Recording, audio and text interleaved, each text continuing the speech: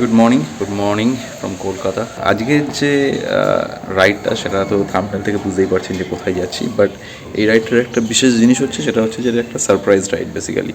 মানে আমি আমার ফ্যামিলিকে নিয়ে যাচ্ছি, আমার ওয়াইফ আর আমার ছেলেকে নিয়ে, but they don't know where they are going actually. একটা সারপ্রাইজ রাইড প্ল্যান করেছি ফর মাই ওয়াইফস বার্থডে। ম্যাপটা লাগানোর আগের অবধি ওরা জানবে না, যদি না ম্যাপ দেখে তার অবধি, ম্যাপ দেখলেও অবশ্য বুঝতে পারবে না হয়তো। তো যাচ্ছি হচ্ছে ইবিজাতে এক ওয়ান নাইট স্টে করবো আমরা, সেখানটা এনজয় করব, দেখি কীরকম হয়। রিভিউ তো খুব ভালো শুনেছি, প্লাস অনেক দিন ধরেই যাওয়ার ইচ্ছে ছিল, সুযোগ হয়ে উঠছিল না, তো এই অকেশনটাকে কাজে লাগিয়ে এবার যাবো আর কি। তো অলমোস্ট রেডি। ইবিজার চেক ইন টাইম হচ্ছে 2টো, তো আমরা বেরোবো হচ্ছে আমাদের এখান থেকে 1 ঘন্টা মতো ডিস্টেন্স আর কি, এখান থেকে 33 কিলোমিটার। তো গাড়ি রেডি, এই যে গাড়ি আমার ব্ল্যাক বিউটি রেডি, সব লাগেজ ফাগেজ মাউন্ট করা হয়ে গেছে, আমরাও অলমোস্ট রেডি, নিচে নেমে নিয়েছি, কোল্ড স্টার্ট হয়ে গেছে, এবার বেরোবো। চলো, 12:49।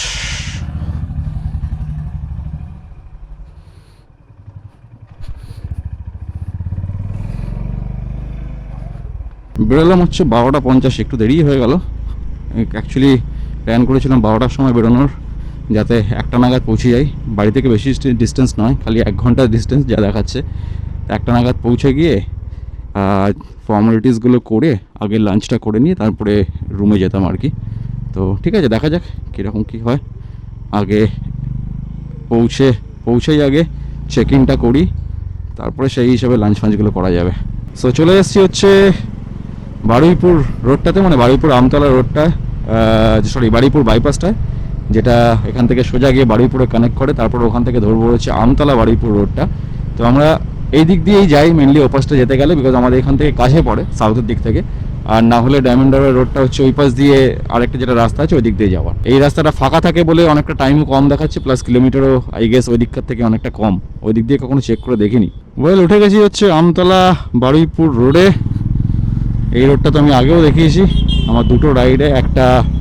দুটো রাইড বলতে একটা ছোট রাইড ছিল, একটা নলদারি রাইডে গেছিলাম আমরা সেখানে একটা, আর এমনিতে আমি এই রাস্তাটাতে আসি আমার জিক্সারটাকে সার্ভিস করাতে এই জায়গাটাতে। This is the Gixxer service centre. গত 10 বছর ধরে এখানে আসছি, যেখানে খুবই জঘন্য সার্ভিস করে। কিন্তু just because I don't have any alternate option, আমার বাড়ির কাছাকাছি কোনো আর অথরাইজ সার্ভিস সেন্টার নেই, সেই জন্য এটাতে আসতে হয়, সহ্য করতে হয়, কিন্তু খুবই বাজে সার্ভিস করে, that is no doubt about it. Anyways, এবার এই রাস্তাটা ধরে সোজা যাবো হচ্ছে আরও 18 কিলোমিটার্স। জায়গাটার নাম হচ্ছে কয়ালের মোড়। এখানে এসে দেখি হঠাৎ করে একটা বিশাল ট্রাফিক জ্যাম, জানি না কেন, প্রবাবলি বাজার ফাজার এরিয়া বোধ হয়, বেশ কনজেস্টেড এরিয়াটা। আর তার চারপাশে তো অটোওয়ালাদের দৌড়াত্ম দেখতেই পাচ্ছেন চারপাশে। এখান থেকে আর 9.5 কিলোমিটার মতো সোজা যেতে হবে, তারপরে একটা লেফট টার্ন নিতে হবে NH12। আমি এটা দেখে অবাক হলাম যে এই NH12টা কি সেই NH12 যেটা ধরে আমরা শিলিগুড়ি যাই। চলে এসেছি প্রবাবলি আমতলা, এখান থেকে দেখাচ্ছে হচ্ছে লেফট, তাহলে পড়ে যাব হচ্ছে ডায়মন্ড হারবার রোডে। ওকে, হেভি কনজাস্টেড জায়গাটা, বাবা। লাস্টবার যখন নলদারি আর ইয়ের দিকে গেছিলাম তখন এই আমতলা থেকে ক্রস করে সোজা চলে গেছিলাম। সাদে বলি বেঙ্গল পুলিশের এরকম অবস্থা, মানে অদ্ভুত ব্যাপার। আমি এখানে সিগন্যালের জন্য দাঁড়িয়ে আছি প্রপার ভদ্রলোকের মতো, ছাড়ার নামই নেই। এদিকে পাশ থেকে সব লোকেরা বাদিকে লেফট সিগন্যাল থেকে নিয়ে চলে যাচ্ছে আমাকে। পাশে একটা লোকাল লোক এসে বললো যদি বাদিকে যান তো চলে আসুন, কিছু হবে না। ও পুলিশের সামনে দিয়ে লেফট টার্ন মেরে চলে এলাম। ও পুলিশের বেশ, মানে ওটাই এখন নর্মাল ব্যাপার আর কি এখানের জন্য। লাভলি, সিরিয়াসলি, মানে এত পোর ম্যানেজমেন্ট বেঙ্গল পুলিশের, যেখানে যেখানে আছে সেখানে সেখানে দেখেছি। কলকাতা পুলিশের কলকাতার অনেক এরিয়া ওয়েস্ট বেঙ্গল পুলিশ থেকে এখন ক্যালকাটা পুলিশের আওতায় চলে এসে অনেক বেটার ম্যানেজমেন্ট হয়েছে। এখান থেকে আর 1.6 কিলোমিটার দেখাচ্ছে, তাহলেই পৌঁছে যাব, আর কিছুটা আছে মাত্র। পৌঁছে গেছি। So this is the one, Marlin Ibiza. Booking আছে। চলো, ঢুকে গেছি ইবিজা দ্য ফার্ন রিসর্টে।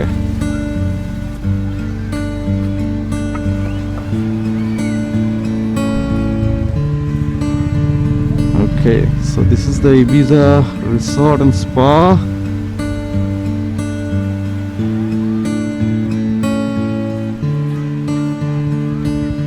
Here we are.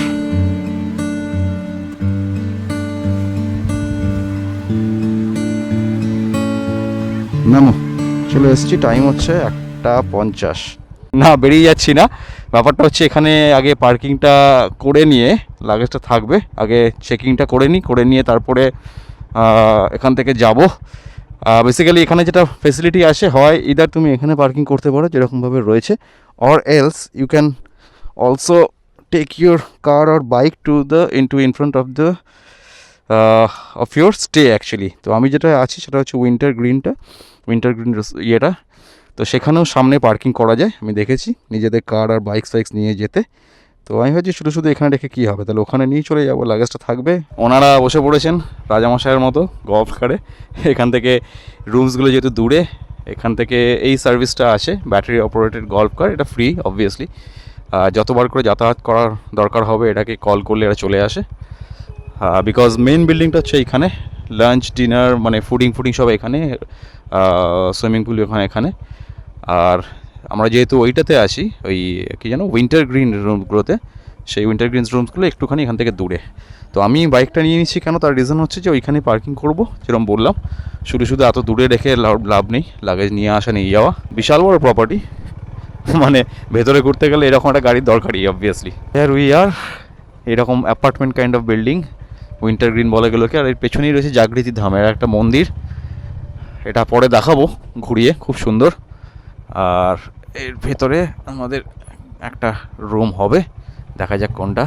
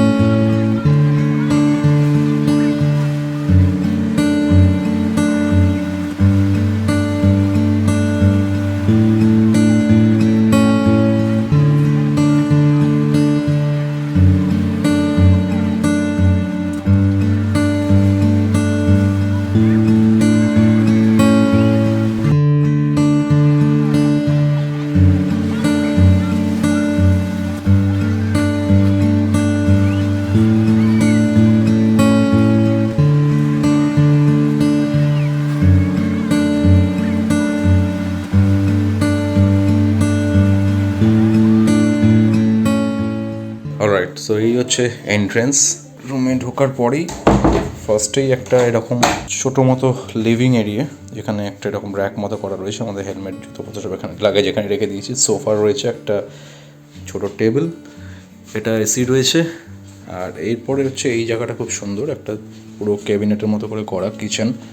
এখানে একটা কাবার্ড আছে বড়, অনেক জামা কাপড় ঢুকে যায়। আর এখানে ওয়াশ বেসিন, টি পট, যেরকম কমপ্লিমেন্টারি টি স্যাশে, কফি স্যাশগুলো রয়েছে, একটা মিনি ফ্রিজ, এখানে একটা বিশাল বড় আয়না। অ্যান্ড এটাকে পেরিয়ে গিয়ে হচ্ছে এই একটা হচ্ছে বেডরুম এরিয়াটা, যেটাও সুন্দর, বেশ নিট অ্যান্ড ক্লিনভাবে করা, এখানে টিভি লাগানো। তো রুমটা খুবই ছোট, but just because of the interior is good, ওটা ম্যানেজ করে নিয়েছে। আর এটা হচ্ছে ওয়াশরুমটা বেশ সুন্দর পরিপাটি করে সাজানো।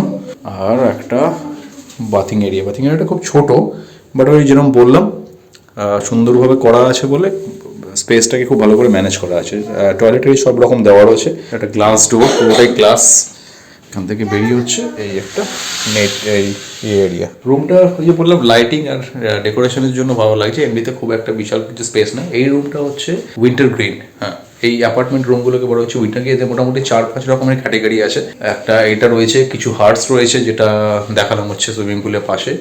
আরও কিছু ডুপ্লেক্স আছে, মানে এই বিল্ডিংয়ের মধ্যে নির্বাণা বলে আরেকটা ক্যাটাগরির রুম আছে, যেটা এর থেকে একটুখানি বড়, আর কোনোটা ডুপ্লে আছে, আর মাঝখান থেকে এরকমই আছে, একটা ছোটো মতো সিঁড়ি উঠে গিয়ে আর একটা ফ্লোর মতো রয়েছে আর কি।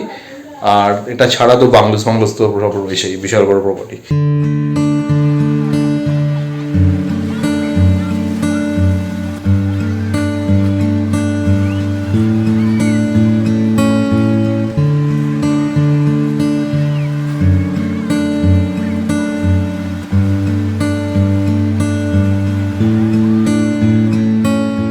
ওয়েল আমাদের পেছনে রয়েছে এই ব্যাংকুয়েট, এখন প্রবাবলি অন্য কোনো ইয়েদের গ্রুপের প্রোগ্রাম হচ্ছে দেখতে পাচ্ছি এখানে। তো আমরা কিছুক্ষণ ফোন করার পরে গাড়িটার জন্য ওয়েট করছিলাম যে ব্যাটারি অপারেটেড কারটা আসে নিতে। তো টাইম লাগছিলো বলে চলে এলাম। জাস্ট এটার পেছন দিকটা এই উইন্টার গ্রিনের রুমগুলো একটুখানি হাঁটলেই চলে আসা যায়। তো এই হচ্ছে মেন বিল্ডিংটা।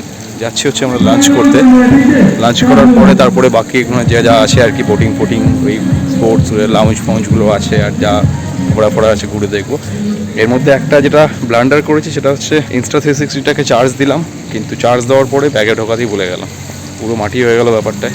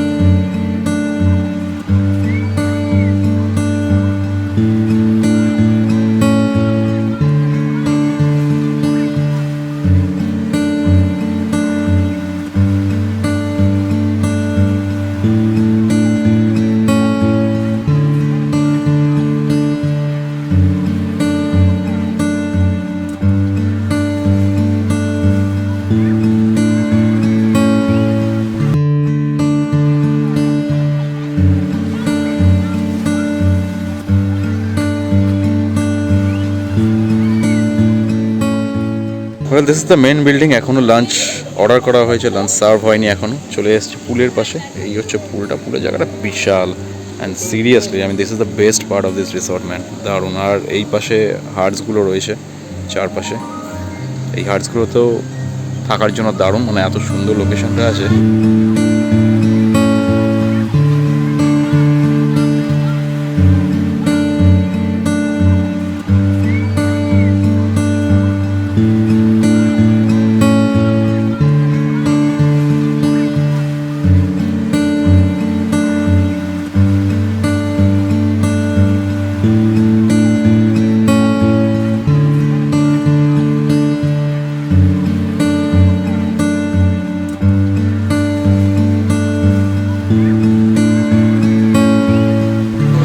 তো লাঞ্চ ডান, আমরা লাঞ্চ করে বেরোলাম এবার একটুখানি এপাশ ওপাশ হাঁটতে। বিশাল বড় প্রপার্টি, আর ওখান থেকে বেরিয়েও মাঝখানে একটা এরকম অশ্বক্ষুরাকৃতির হ্রদের মতো রয়েছে।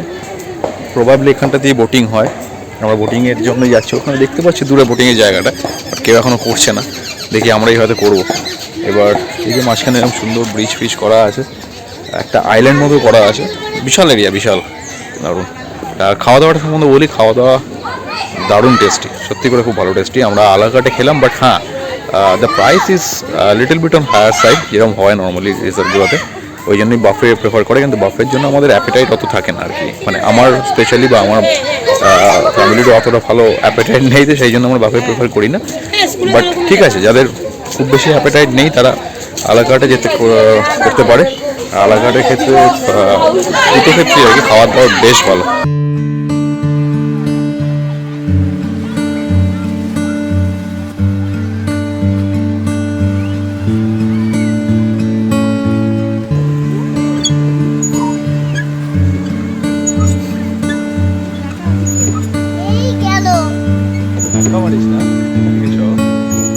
খাওয়া দাওয়ার পরে এই এক্সারসাইজ করাটা বাবা বেশি হয়ে গেছে খাওয়া দাওয়াটা আমাদের।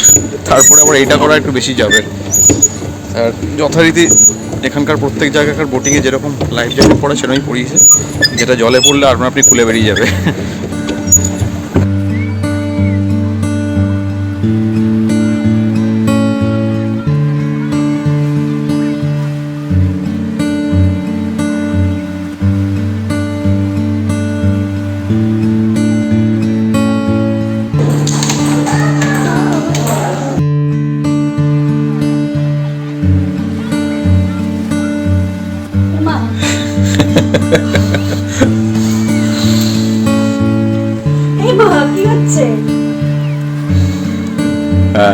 Happy birthday to you.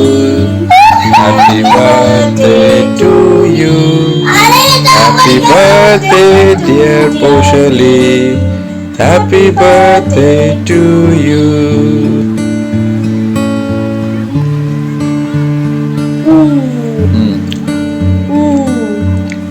Alright.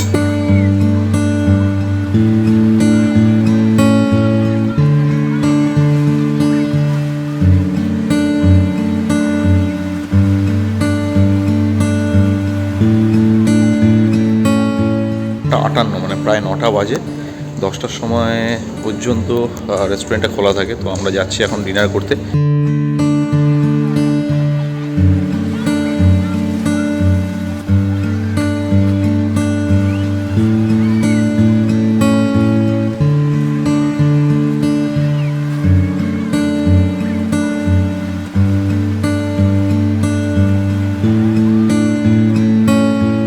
Well, dinner ডান। খুব হালকা খেলাম এখন, একটা নান আর একটা আলুর দম কাইন্ড অফ ডিশ, তার সঙ্গে ওই বেক রসগোল্লা।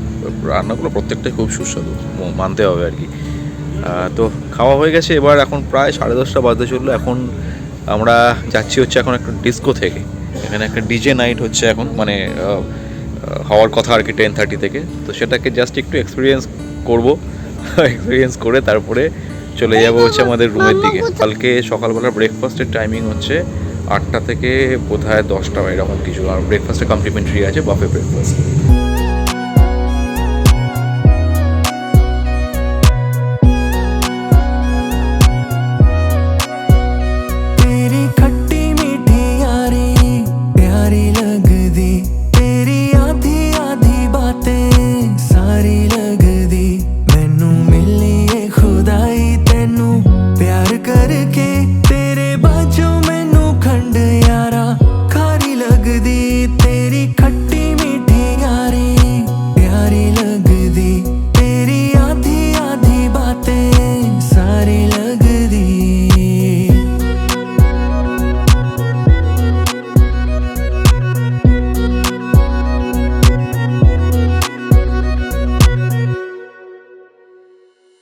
আজকের ব্লগটা এখানেই রাখছি। কালকে সকালে উঠে আবার ব্রেকফাস্ট করে এখান থেকে চেক আউট করে বেরোনো।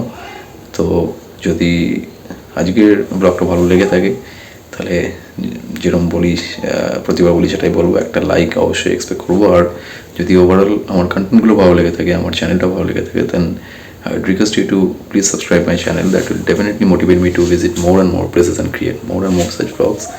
So with that said, thank you for watching this video. We'll meet you very soon, probably with another destination, with another video.